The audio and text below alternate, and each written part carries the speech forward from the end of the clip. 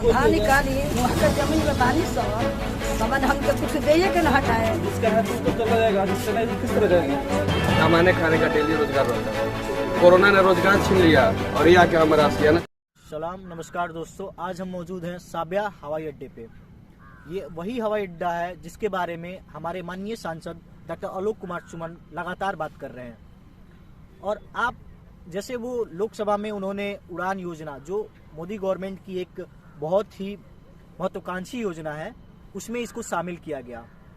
इसके साथ साथ जब शामिल हो गया तो बात हुई कि हम इस पे हवाई पट्टी को चालू करना चाहते हैं, यानी कि इसको सेवा में लाना चाहते हैं।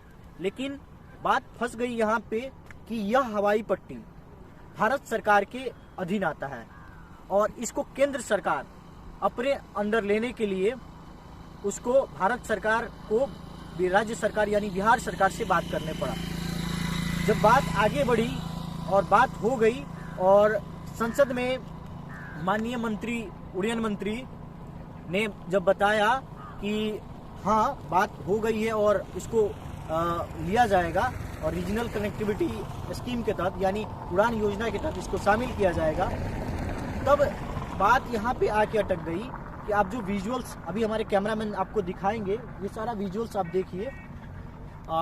मैं अपने कैमरामैन से कहूँगा कि ये विजुअल्स दिखाए और इधर इस साइड दिखाए। इस साइड जो आपको विजुअल्स ये सारे दिख रहे हैं, जो अभी गेहूं का खेत पूरा लगा हुआ है, ये सारा आपको साबिया हवाई पट्टी में ही आता है। और मैं अपने कैमरामैन को कहूँगा कि ये इधर सामने वाले गांव की तरफ जो एक छोटी सी बस्ती है, और हम बहुत दूर तक देखेंगे तो वो एक बस्ती आपको दिख रही होगी जो पेड़ से ढकी हुई है। वो बस्ती इसी साबिया हवाई अड्डे में आती है। क्योंकि क्या हुआ था कि बहुत समय तक इसके बारे में कोई खोजबीन या सरकार का कोई मुलाजिम या कोई भी लोग इस पे बात नहीं किए। लेकिन समय के साथ जब आबादी बढ़ी, जब ये गोपालगंज जिला, इससे सटा हुआ जिला सिवान है, और यहाँ के लोग, जैसे भारत सरकार का आंकड़ा भी कहता है कि केरला स्टेट के बाद पूरे बिहार से और पूरे भारत से सबसे ज्यादा प्रवासी यानी पलायन यहीं से होता है, इन्हीं दो जिलों से। ये आंकड़ा रहा है, भारत सरकार के आधिकारिक आंकड़े हैं। तो हम जानते हैं कि इस हवाई पट्टी की मांग केवल एक जुनून तक नहीं है, केवल एक सुविधा के लिए नहीं है, ये एक जरूरत बन गई है जिस पे बात करना बहुत जरूरी है। लेकिन अब बात यहाँ तक आके अड़ गई है कि आप अतिक्रमण, जो आप अतिक्रमण कह रहे हैं, जो लोगों ने ये कैप्चर कर रखा है, उसको हम कैसे हटाएं। तो बिहार सरकार की तरफ से कहा गया कि हम इसको हटा रहे हैं, क्योंकि जो मौजूदा सरकार है उसके मुखिया नीतीश कुमार और उनके पार्टी के राष्ट्रीय कार्यकारी के एक बहुत महत्वपूर्ण आदमी है डॉक्टर आलोक कुमार सुमन, जो हमारे यहाँ से सांसद है। उनके द्वारा बहुत कोशिश की जा रही है कि यह उड़ान योजना में शामिल हो जाए और इस पे लोगों को एक सहूलियत मिले, उनके इलाके के लोगों को, उनके क्षेत्र के लोगों को। लेकिन बात वहीं पे अटकी है कि हम इसको कैसे चालू करें। तो अतिक्रमण की बात पर आ गई है, तो हम अब यहाँ से चलते हैं और सामने एक आपको वहाँ पे वो जो गांव दिख रहा है उसमें एक बाजार है, वहाँ हम लोगों से बात करेंगे कि अब वो 40-50 साल से यहाँ रह रहे हैं, यानी अब उन्होंने एक अस्थाई बसेरे को अस्थाई बसेरे में बसा लिया है। तो कैसे सरकार का पक्ष जो नोटिस भेज दिया है, 1010 लोगों पे नोटिस आया है, वो उस नोटिस को कैसे लेते हैं और इसके साथ साथ क्या चाहते हैं वो सरकार से, कि सरकार उनके लिए, उनके रैन बसेरे के लिए, उनके आजीविका रहने के लिए, क्योंकि रोटी कपड़ा मकान ये मूलभूत चीजें हैं, तो अब उनका मकान टूटेगा, ये नोटिस आ गया है, उनको हटना पड़ेगा। तो वो लोग क्या चाहते हैं, इस पे हम लोग बात करेंगे। तो चलते हैं, हमारे कैमरामैन से हम अब यहाँ से अपनी बाइक लेके निकलेंगे और कैमरामैन के साथ आपको ये पट्टी दिखाते हुए हम आगे बढ़ेंगे। जैसा कि हम सब देख रहे हैं, ये पट्टी, हवाई पट्टी कितना बड़ा है और कितना लंबा भी है ये। तो ये हमारे अभी ड्राइविंग कर रहे हैं हमारे जो दोस्त है, मिस्टर अम्बुज कुमार तिवारी। तो हम इनसे जानेंगे, क्योंकि ये लोकल है, हम भी लोकल है, हमारी यादें यहाँ से जुड़ी हुई है, तो इनसे जानेंगे कि ये कैसे देखते हैं, इसका विकास होता है अगर, तो यहाँ के लोगों की क्या सुविधा होगी। तो आपका स्वागत है। कैसे देखते हैं आप इसको? सबसे पहले मैं ये कहना चाहूँगा, इसके अनुसार अगर ये हवाई अड्डे के स्थानांतरण किया जाए तो यहाँ के जो लोकल निवासी हैं उनको बहुत ही फ़ायदा होगा। इसके साथ साथ यहाँ के लोगों को दिल्ली, मुंबई और अलग अलग शहरों में जाकर हवाई यात्रा करना पड़ता है। जो खर्च आता है रास्ते में वो कम से कम पैसा बचेगा। और आप जानते हैं कि बिहार के लोग कितने गरीब तबके से आते हैं, इसलिए यहाँ के लोगों को सबसे ज़रूरी ये है कि यहाँ पर लोगों को जितना साधन दिया जा सके, जिससे उन लोगों का विनिमय खर्च भी बचे, पैसा बचे, और इसके साथ साथ उनको इस हवाई अड्डे के, जब हवाई अड्डा बन जाएगा तो यहाँ पर लोगों को कार्य मिलेगा और औद्योगिकरण होगा तो लोग जॉब में आएंगे। और हमारे देखने से अगर यहाँ के लोग जॉब में आते हैं तो शायद ये बिहार के लिए सबसे सौभाग्य वाली बात है, क्योंकि बिहार सबसे गरीबी रेखा से गुजर रही है और कई वर्षों से है। कई नेता यहाँ पर आए लेकिन किसी ने कुछ नहीं किया। इसलिए मैं इस सरकार से एक ही विनती करना चाहूँगा कि ये हवाई अड्डा को पूर्ण रूप से और जल्द से जल्द बनाया जाए। ये थी हमारे एक प्रिय मित्र जो अभी कैमरामैन का भी काम कर रहा है। अभी ये मोटरसाइकिल चला रहा है, जिसकी वजह से मैं अपना सारा सेटअप देख रहा हूँ। तो आपको अब ये हवाई अड्डी पट्टी ख़त्म हो रही है, लेकिन इसके आगे का विजुअल्स हम आपको अब गांव के लोगों से मिलाएंगे। जो बस्ती का एक टाउन है, उससे मिलाएंगे और उनसे बात करके हम जानेंगे कि वो क्या चाहते हैं और उनकी क्या महत्वाकांक्षा है। जैसा कि हमने वहाँ पे कहा था कि हम स्थानीय लोगों से मिलेंगे और उनकी बात, क्योंकि सरकार, इनसे मैंने कैमरा ऑफ पे बात किया तो इन्होंने कहा कि अभी आधिकारिक नोटिस नहीं आया है। नोटिस मौखिक रूप से कहा गया है कि हाँ नोटिस आएगा। और ये गांव आप पीछे देखिए, वो पीछे कैमरामैन से मैं बोलूँगा कि पीछे दिखाएं, वहाँ पे आपको बजरंगबली का एक मूर्ति भी दिखेगा और वो एक सामुदायिक भवन कुकुरबुक्का का है। ये गांव कुकुरबुक्का कहलाता है और यहाँ पे सरकारी भवन भी बना हुआ है।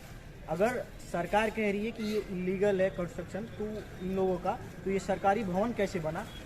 और उसके साथ साथ आइए हम अब ग्रामीणों से जानते हैं कि ये क्या चाहते हैं। ये जो कंस्ट्रक्शन जो हुआ है, ये लोग यहाँ पे हैं 40 साल 50 साल से हैं, तो ये लोग क्या चाहते हैं। सरकार एकाएक अगर इन्हें नोटिस दे के निकालती है तो इनका क्या होगा। वो लोग यहाँ पे बसे हुए हैं, इनका क्या होगा। तो आपका आपका क्या नाम होगा? शैलेंद्र प्रसाद। अच्छा, तो हमारे साथ अभी यहाँ पे एक स्थानीय निवासी मौजूद हैं, शैलेंद्र प्रसाद जी। इनसे हम जानते हैं कि ये क्या चाहते हैं। नोटिस जो आ गया है, एक तरह से यहाँ के लोगों में ये हो गया कि हमारा घर अब उजड़ जाएगा, हम जो थे वो अब हम वहाँ पे नहीं रहेंगे। तो इनके लिए ये ज़रूरी हो गया ये बात कि सरकार भी समझे कि इनका एक नया बसाव चाहिए। तो इनसे जानते हैं कि ये क्या चाहते हैं। आप क्या चाहते हैं? इतने आदमी हैं, मान लीजिए कि आज से हमारा उम्र 47 साल हो गया और जब से मैं पैदा हुआ इसी धरती पे यहीं देश के आदमी है, तो इसी समय से मैंने ये चल रहा है कि हाँ ये फील्ड है। थोड़ा दिन पहले मैंने बहुत पहले मैंने लालू यादव के जब माँ गुजरी थी लास्ट जो आया था पटना से, उन्हीं के समय आया था। उसके बाद से जहाज का आवागमन बंद हो गया, हेलीकॉप्टर से नेता लोग जो आते हैं वहाँ आते हैं। लेकिन यहाँ जो बसिंदे हैं, मान लीजिए कि घर है और ये बरबथान जो बनाए हैं, बात सही है कि ये फील्ड पर है, लेकिन इसके लिए तो समय चाहिए। और जो आदमी के पास कुछ भी नहीं है, जैसे मान लीजिए कि किसी का 1 कट्ठा आधा कट्ठा ज़मीन था, वो भी किसी कारणवश बिक गया, किसी बीमारी में बिक गया, चाहे लड़की के शादी में बिक गया, उसके पास कुछ भी नहीं है, तो वो फील्ड पे आके अपना जैसे तैसे किसी से बगल वाले से मांग के वो अपना बना लिया है। वो लोग कहाँ जाएंगे। और हम लोग को भी यही परेशानी है कि मान लीजिए कि हम लोग जो ज़मीन जो अपना यहाँ अगल बगल में है, तो सरकार अभी कोई निर्णय नहीं लिया है। निर्णय इसलिए नहीं लिया है कि सरकार ऐसे बोल दिया कि खाली करो, लेकिन खाली करके आदमी जाए तो कहाँ जाए और कैसे खाली होगा।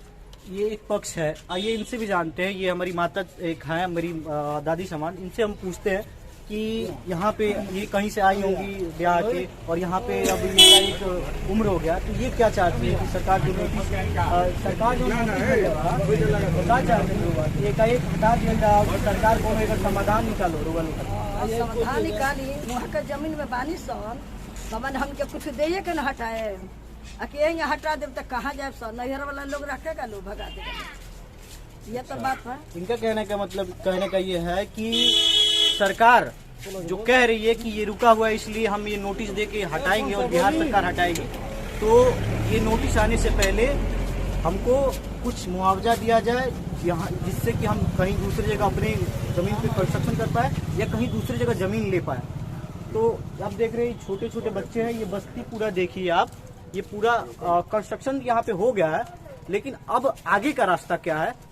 तो ये एक भाई और हैं, इनसे हम पूछते हैं कि आप क्या चाहते हैं एक नौजवान के रूप में, क्योंकि आपको विदेश भी जाना है तो आप पटना जाते हैं या गोरखपुर आपका हवाई जहाज जाते हैं, लेकिन कल को यहाँ पे अगर हवाई पट्टी ये चालू हो रहा है तो आपके लिए वो सुविधा होगा, लेकिन आप यहाँ पे रह रहे हैं क्योंकि ये इस जमीन पे रह रहे हैं, आप यहाँ बचपन से होंगे उसके बाद जवान होंगे, तो अभी आपकी क्या आपका एक नोटिस आएगा तो अभी क्या चाहेंगे आप सरकार से, क्या समाधान? हम लोग जो समय दीजिए कोई चीज़, ठीक है ना, समय देने से पहले कि हम लोग कहाँ तक उसका जमीन है, ठीक है, फिर साफ कर देगी, फिर साफ करने से पहले उसकी जमीन कहाँ तक है, उसके बाद हम उस खेत में जाएंगे, उसके बाद सरकार अपना हम लोग कुछ निदान दे। बहुत सारे आदमी है ना इसमें, जो बहुत सारे आदमी से कुछ भी काटा खेत भी नहीं है, ठीक है ना, उस आदमी को कुछ देना पड़ेगा, जिसका है तो उधर चला जाएगा, जिसका नहीं तो किस तरह जाएगा। वो क्या मांगे वो खुद सांसद महोदय सुने, आप क्या कहना चाहते हैं? जी, सांसद साहब को सबसे पहले मेरा राम राम नमस्कार। हम लोग उनके लिए मेहनत किए, उनको जिताए यहाँ से। हम लोग हमेशा चाहते हैं कि हमारे देश का, हमारे यहाँ क्षेत्र का विकास हो, लेकिन किसी को मान लीजिए तकलीफ दे के विकास हो, ये हम नहीं चाह रहे। हमारी मांग उनसे यही है कि वो आए, मिले हम लोगों से, हमारी समस्या को सुने, उनका भी निदान निकाल ले, बस यही रिक्वेस्ट है उनसे। डायरेक्ट दिल्ली में तो बात करते हैं, वो बात अच्छी है, लेकिन जगह पे आके, फ्रंट लाइन पे आके उनको हकीकत पता नहीं है। यहाँ 5000 से ज्यादा घर ऐसा है जो बेरोजगार हो जाएगा, जिनको कमाने खाने का डेली रोजगार रहता है। तो कोरोना ने रोजगार छीन लिया और ये आके हमारा आशियाना छीन लेंगे, तो फिर आदमी जाएगा कहाँ?